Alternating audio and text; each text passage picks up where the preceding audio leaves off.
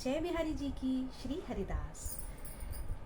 आज मैं आपको इस वीडियो में अपने प्रभु की मधुर मधुर लीलाओं के बारे में बताऊंगी कि मेरे कुंज बिहारी कितनी कितनी मधुर लीलाएं करते हैं। और ये लीलाएं तब नहीं द्वापर या सतयुग या त्रेता युग में नहीं, आज भी हो रही हैं। उनके जो प्रेमी जन हैं, उनके जो निज भक्त जन हैं, वो आज भी उनकी लीलाओं का जो अनुभव कर रहे हैं। आज भी प्रभु उनके साथ लीलाएं, प्रभु दूर नहीं है अपने भक्तों से। वो तो सिर्फ आप कितने प्रभु के पास जा रहे हैं, ये इस बात पे निर्भर करता है। तो प्रभु ने इतनी प्यारी प्यारी अपने भक्तों के साथ में जो लीलाएं की हैं, उनमें से एक लीला मैं आपको सुना रही हूँ। प्रभु के अष्ट सखा हुए हैं ना, उन अष्ट सखाओं में से एक सखा हुए गोविंद देव जी। अब गोविंद देव जी के साथ में प्रभु का सखा का इतना प्रेम भाव था कि साक्षात उनके साथ में वार्तालाप होती थी, साक्षात उनके साथ में लीलाएं होती थी।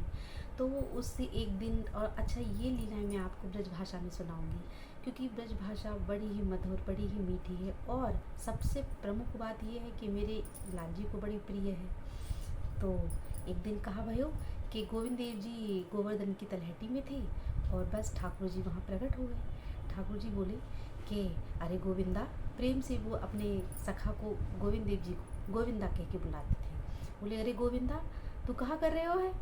तो गोविंद देव जी बोले अरे जय जय, आप कहाँ बात है?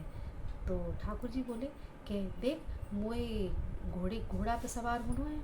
और तो गोविंद देव जी बोले अच्छा, तो कहाँ करो जाए?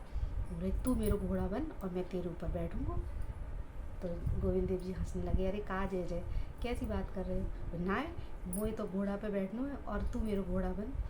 तो गोविंद देव जी कहाँ मना कर सकते थे, उनके प्रभु हैं, उनके सखा हैं।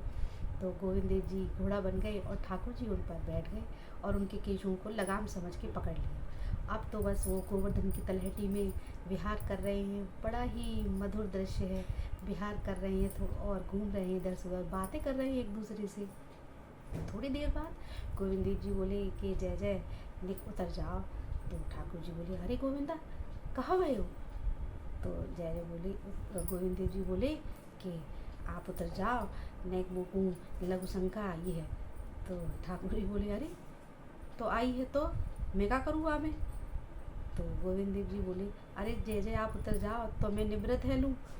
तो ठाकुर जी बोले अरे ना, तू मेरा घोड़ा है जा समय और मैं ना उतरूँगा। और देख घोड़ा को जब लघुशंका आवे तो वो अपने सवार से कहवे कि तू उतर जा, बस तो तू भी ऐसे ही जैसे घोड़ा करे तैसे ही तू भी निवृत्त है ले।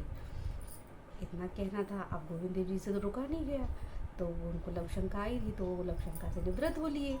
अब थोड़ी देर बाद जब ये अब लघुशंका से जब वो निवृत्त हो ही रहे थे तो कुछ ब्रजवासी वहाँ से होके जा रहे थे। जब कुछ ब्रजवासियों ने देखा कि ये गोविंद देव जी ये क्या कर रहे हैं, और उन्होंने इस दशा का वर्णन गोसाई जी से कर दिया। गोविंद देव जी की शिकायत लगा दी कि अरे गोसाई जी, आप तो गोविंद देव जी को इतना जो है प्रेम करो, ठाकुर जी के इतना समीप आने दो, और आप तो कितना मतलब साफ सफाई को ध्यान धरो, और तो भी आप मतलब आपको पता है कि गोविंद देव जी ने कहा करो। तो गोसाई जी बोले कहा कियो, तो सारा वर्णन बता दिया उनको। अब जब थोड़ी देर बाद गोविंद देव जी आए तो गोसाई जी बड़े गुस्सा हुए कि क्यों गोविंदा, तुम ऐसे ऐसे काम करो, गोवर्धन की तलहटी में लघुशंका है, अरे वो भी तुम ऐसे घोड़ा बन के। तो गोविंद देव जी हंसे बोले कि अरे इतनी शिकायत तो बता दी ब्रजवासियन ने, और ये ना बतायो कि कहाँ भयो।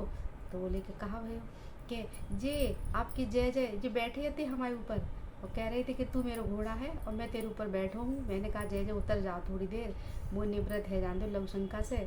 तो बोले ना, घोड़ा को जब लगे तक वो अपनी सवारी से कहे कि तू उतर जा। तो बस फिर मोए उनकी बात सुननी पड़ी, और बाई अवस्था में मुँह को लघुशंका से निवृत्त होना पड़ा। जब गोसाई जी ने ये सुना तो गोसाई जी की आंखें ही सजल हो गई। इतने प्रेम भाव से गोविंद देव जी को देखा, बोले अरे गोविंदा, तू कितनो सौभाग्यशाली है, तेरो लाल जी तो कितनो कितनो लाड़ करें, कितनो सखा भाव तेरे संग है उनको। अरे और उनको देख कर गोविंद देव जी आंखें उनकी भर आईं और उनको खूब खूब उनको आशीर्वाद देने लगे कि वाह गोविंदा, तेरी भक्ति की जय जय जयकार है। ऐसी ऐसी मधुर मधुर लीलाएं प्रभु अपने सखाओं के साथ करते हैं। उनकी लीलाओं के बारे में क्या ही बताया जाए। इतनी प्यारी प्यारी मधुर लीलाएं करते हैं प्रभु जी। और उस युग में प्रभु को पाना बड़ा मुश्किल था, त्रेता में, सतयुग में, क्योंकि बहुत मुश्किल था प्रभु। लेकिन कलयुग में प्रभु को पाना बहुत सरल है। सच मानिए, प्रभु को इस युग में बहुत ही शीघ्रता से पाया जा सकता है। बस उनका नाम जप कीजिए। देखिए, आपने सुना ही होगा, तुलसीदास जी ने कहा है, कलयुग केवल नाम आधारा, सुमिर सुमिर नर उतर ही पारा। तो नाम में इतनी शक्ति है कि प्रभु का नाम एक क्षण को भी न छूटे। प्रभु का नाम जप करते रहिए, जितना हो सके प्रभु का नाम लीजिए, जितना हो सके प्रभु की भक्ति कीजिए। जय बिहारी जी की, श्री हरिदास।